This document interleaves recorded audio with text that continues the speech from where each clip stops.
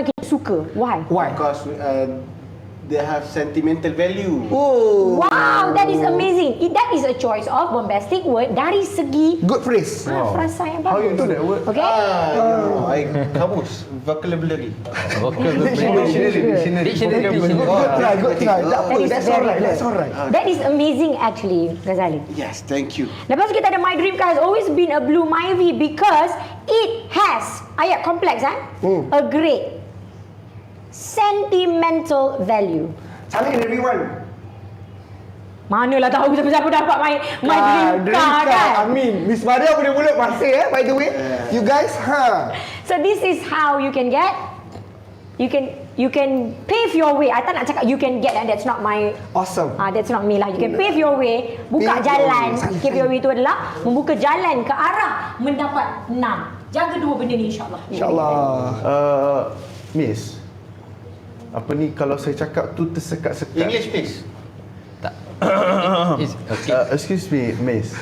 So if I talk very slow, will it going to jeopardize my mouth? First and foremost, I love the word jeopardize. Jeopardize. Hari ni kita dah belajar sentimental value, jeopardize.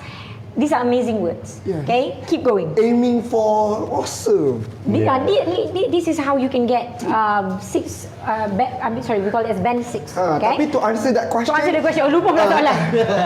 Lupa pula soalan Mana?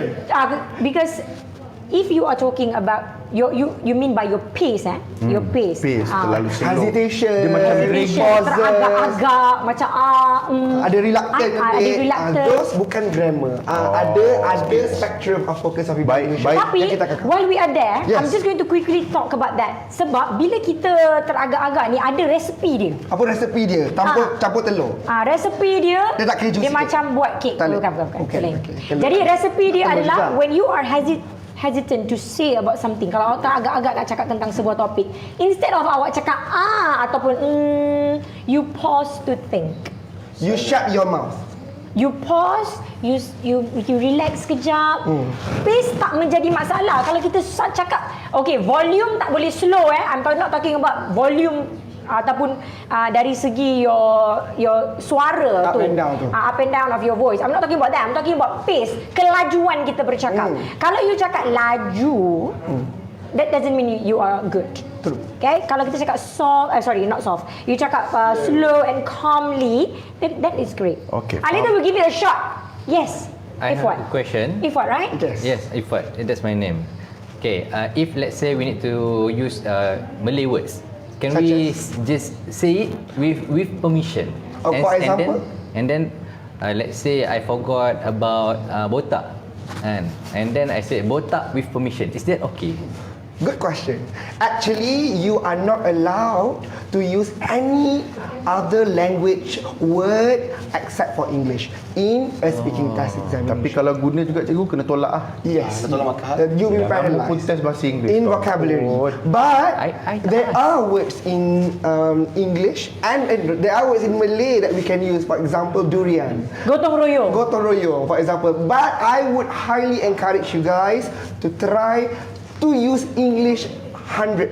Even if it's benda simple, kataan simple, you don't have to go with the bombastic ones because that's not what we are focusing on. Dia nak tengok kita bersembang je. Yeah, I always say we are not looking for big words, we are not looking for small words. What we are looking for words that are accurate, tepat kepada penggunaan. So mindset saya sekarang ni adalah keep it simple lah. Keep it simple, conveying the message, Baik, cikgu. answering the question. Thank you, sir. Kita terus kepada Tadi nama tadi apa? Mobil. Mobil. Kasih Mobil. Kasih Mobil. Thank you. What about Manglish? Like tengah check up and then suddenly we has like la or at the end. Yeah, those things are things that we is Not quite unavoidable, right? Tak boleh control. Try to minimize Is it from going using to those. affect our marks? It will not, but it will give an impression, right? Because kita ada impression mark. Let's talk about that. Kita ada this one spot yang kita kena jaga, di mana kita kena bagi a good impression. Sebab tu walaupun bahagian pertama tu walaupun tak ada interview tu tak ada markah, tapi kita kena do our best. True. So pada kat situ dia akan tengok macam dia ni sebenarnya boleh bertutur. Betul, Cuma sebab- dia nervous je. Betul. Yang paling penting sekali, we need to score and we need to try to showcase to the interlocutor and assessor that we can do it, insyaAllah. Okay, vocabulary part. Okay, kemudian, so clear on the first part Yang bawah-bawah ni I'm not going to talk about this. You have seen this before. Yeah. We want to focus on lagi beberapa hari je, jadi kita terus aim Kita nak aim for 6. for 6 insyaAllah. Alright, next, so Asri will also talk about vocabulary. Yes, for vocabulary, you need, macam saya cakap tadi, if you were to score 6, dia ada 2 perkara. Pertama, you try your best to use specific vocabulary. Vocabulary tepat kepada tema. For example, katalah the topic is about camping.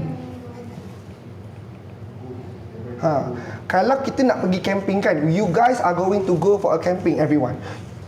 This upcoming Friday, principal said go camping, go. So you need to bring some things for the camping trip. Things that you are going to bring tu, apa nama benda tu? Bukan contoh-contoh benda tau.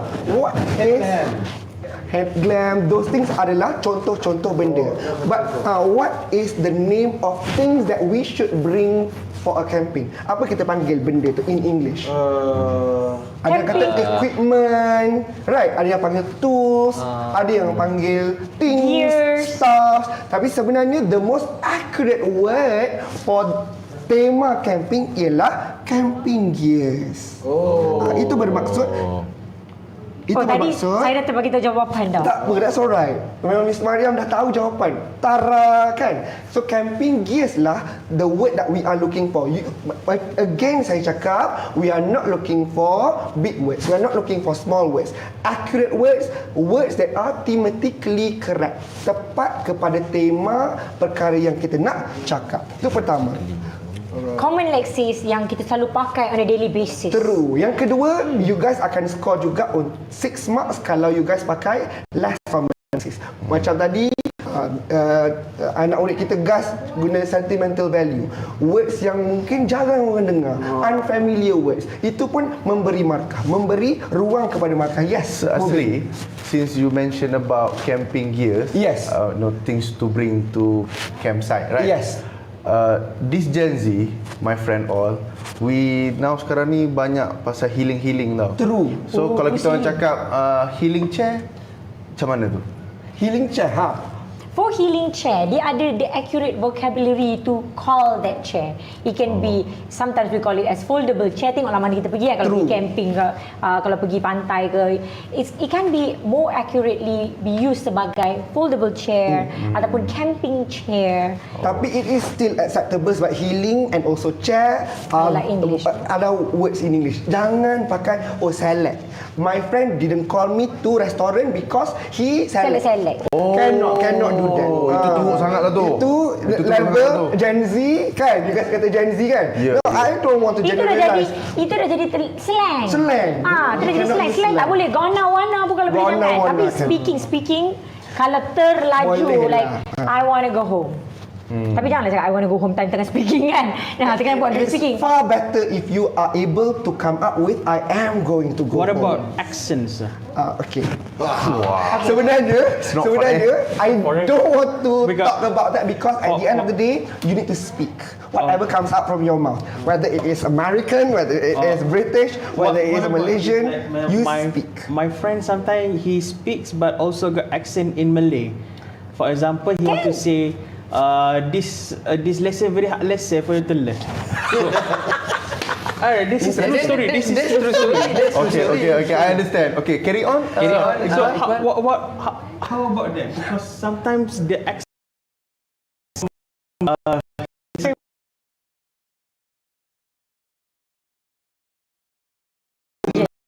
is going to be carried to the new Boleh language. jawab? Boleh dia Ceritanya hari tu sebenarnya I pronunciation weather. 1, 2 go. Weather. Bunyi sikit weather. Sebab kalau nak ikut slang kita pun orang Terengganu. Tak kan nak tulis bismillahirrahmanirrahim kat bahasa Arabik. Kita cakap you correct pronunciation. Tak dengar ni. Betul tak? kita nak baca surah. Betul. Dalam Quran nak baca, kita tak boleh ikut itu ni lahir Terengganu ni nak kena baca Terengganu. Cannot. You try your best to imitate the way, the correct pronunciation in Arabic. That's why betul tu juga in English. Forget about the accent. Awak nak bercakap dalam bahasa Inggeris. Accent apa-apa pun bercakap dalam bahasa Inggeris. That's all. Since I aiming for band 6, so can I use... Ui, sekarang tiba letter. So I'm so impressed. I am so happy so that impressed with the this government. 37 minutes kita Dah brainwash. that's very good. I So really like that. can I use idiom sometime? Okay, tadi ada soalan yang nampak daripada chat kan, and alang-alang tu Ghazali pun dah tanya kan. Ghazali betul Yes. Jadi kita kena juga tahu yang some idiom dia dah Gen Z kan. Contoh. Spill the beans dah jadi spill the tea. Jadi spill the beans. Jadi boleh tak pakai spill the tea? Let me spill the tea for you. Boleh tak kita pakai macam tu? Macam tu ke maksud Encik Ghazali? Yes. Idiom ni. Jadi I want to spill the tea for you today. Macam tu.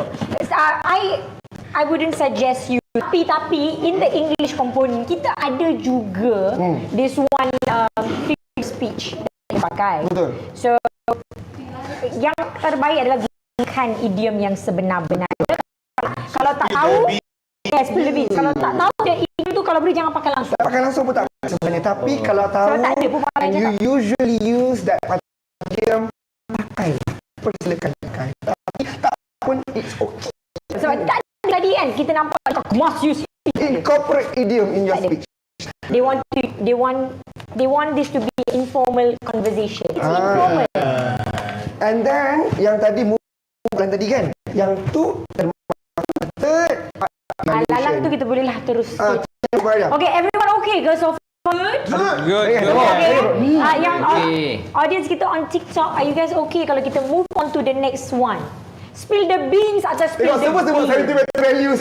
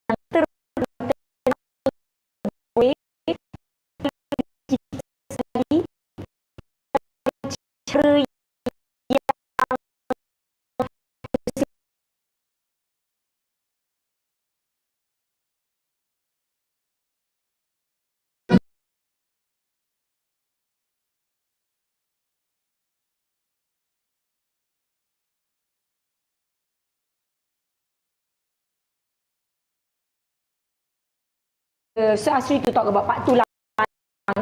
So this is especially for this part. Sebab part 3 kita sembang dengan member, part ni kita bercakap dengan interlocutor.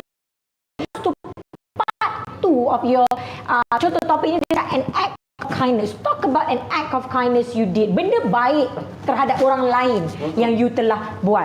For example, soalan dia dibagi, what did you do? Who did you help? What made you do it? And if you would do it again, why and why not? This is one tip that I want to share with you guys. Kalau you tengah jawab soalan ni, instead of rereading the question, contoh the last time I did an act of kindness was about a few months ago. What did I do? I actually helped an old lady across the street.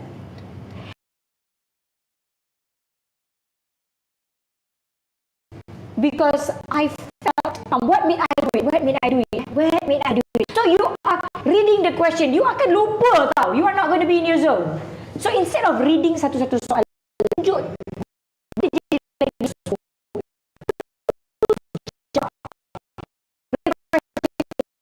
that's it. Itu akan contribute to your communicating. Betul.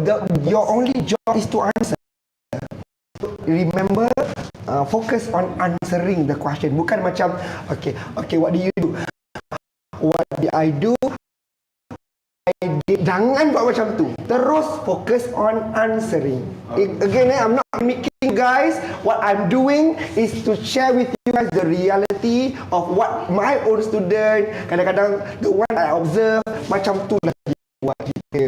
Alright, kita fokus on Okay, the part parts. 2. So we have about 20 minutes left. Awesome. Okay, so for the next 10 minutes, Sri akan cerita tentang part 1 and 2. part 2 a bit lah. Part 1 Part sikit. 1 dia akan touch sikit, dia akan tunjuk everything that you guys need. And then I'm going to come in to talk about your part 3.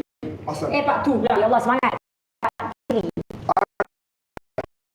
Over to Sri. I'll be back. Thank you very much, Miss Mariam. Again, nak tunjuk betul-betul kat sini sebab ada juga calon persendirian, kan? Ada juga calon yang tak attend formal class for speaking class.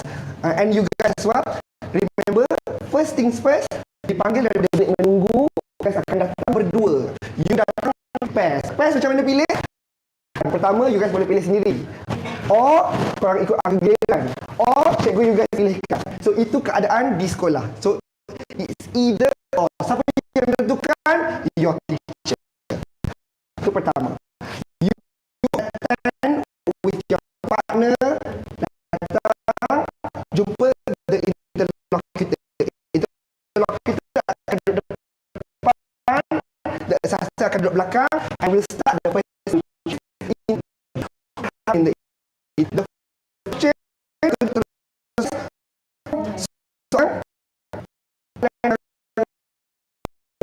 basic.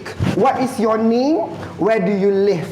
Soalan itu tolonglah ready untuk jawab terus. Okay? Terus ready dengan jawapan. I have an experience in a very suburb area. Sekolah dalaman, bila saya tanya what is your name? I would